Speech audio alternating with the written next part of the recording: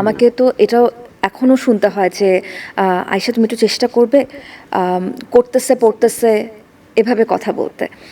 ঠিক আছে, চরিত্রের প্রয়োজনে মেনে নিয়েছি এখন এটা 1.5 বছরের মাথায় এসে, কিন্তু আমি ব্যক্তিগতভাবে এভাবে কথা বলতে আসলে ভালোবাসি, আমি এটাতে স্বাচ্ছন্দ্য বোধ করি।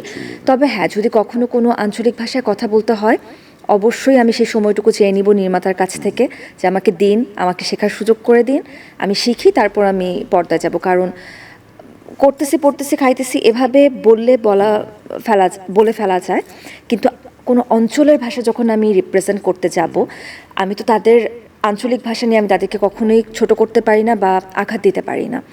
এবং আমি যেহেতু বিভিন্ন অঞ্চলে এখন ঘোরাঘুরি আরও বেশি করে করা হচ্ছে, Chattogram, Noakhali, Sylhet they have different accent.